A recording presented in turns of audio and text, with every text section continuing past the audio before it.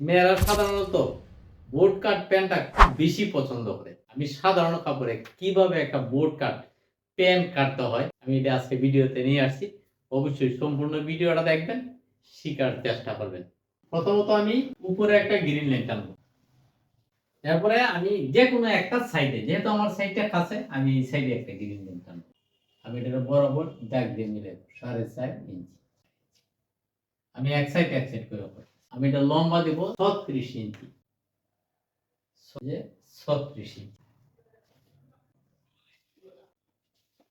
আমি জাস্ট পায়ের সাথে মিলিয়ে একটা দাগ দিলাম 14.5 ইঞ্চি, 14.5 ইঞ্চি। এটার ভিতরে আমি এখন আমার মূল যে ট্রাউজারটা এটা আমি আঁকবো। এখানে একটা শেপ, এই জায়গায় একটা শেপ, এখানে একটা শেপ, এখানে একটা শেপ। মোট এই শেপগুলো ঠিক রাখতে হবে। আমি ন্যূনতম এই জায়গাটা যেহেতু নর্মাল কাপড় 1/2 ইঞ্চি শেপ রাখবো। মাথাটা আমি দেবো 10 ইঞ্চি। এই যে 10 ইঞ্চি মাথাটা দেবো। আমার টোটালি এই দাগটার থেকে এই দাগটা আছে 10.5। এখানে আমি 10.5 10.5 ব্যাক রাইজ করান যায় দুইটা একসাথে 15 ইঞ্চি দিব আমি। তাহলে 15 15 30 হয়। 36 সাইজের জন্য 30 আনা।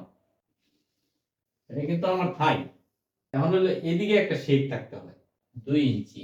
লেগ ওপেনিং আমার থাকবে টোটাল ব্যাক ফর মিলে 7.5 ইঞ্চি। প্যান্টের একটা নেরো প্যান্টের অরিজিনাল মাপ।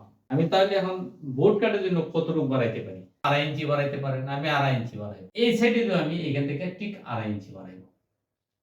এই যে 2.5 ইঞ্চি। আর আমরা নিচে হাঁটুর যে মাপটা, হাঁটুর মাপটা আমরা বোট কাটের জন্য কিভাবে নিতে পারি? হাঁটুর মাপটা এখানে আমার টোটাল আছে 21। 21 এর 2 ভাগ করলে হয় 10.5। 10.5 থেকে আমি 1.5 ইঞ্চি কম নেব উপরের দিকে দিয়ে 9 নিব। এই যে 9, এটা হাঁটুর মাপ। এই যে দাগটা আছে অবশ্যই বোট কাটের হাঁটুটা একটু যেহেতু একটু চাপা থাকে একটু ভিতরে ঢুকাইতে হবে। আমি কতটুকু এখানে ঢুকাইছি 1/2 ইঞ্চি। আমি এইদিকে 1/2 ইঞ্চি ঢুকাইছি। তাহলে আমার নিটা কত থাকবে রাউন্ডে? আমি নিটা রাখবো 9.5 ইঞ্চি। এই যে 9.5 ইঞ্চি নি। আমার এই দাগটা, এই দাগটা, এই দাগটা আর এই দাগটা সবকটা একসাথে মিলে দেব। এদিকে দেয়া এই দাগটা, এইটা, এই যে এই দাগটা আর এখানে ঘুরে এই দাগ। সবকটা যদি একসাথে মেলানো যায় তাহলে খুব সহজে একটা বোট কাট প্যান্ট হয়ে যাবে। এই যে আমি শেপ কাট দিয়ে মিলাইছি, এই জায়গাটা মিটিয়ে দিছি। আর এই পয়েন্টটা থেকে এই পয়েন্টটা মিলাইবো আমি।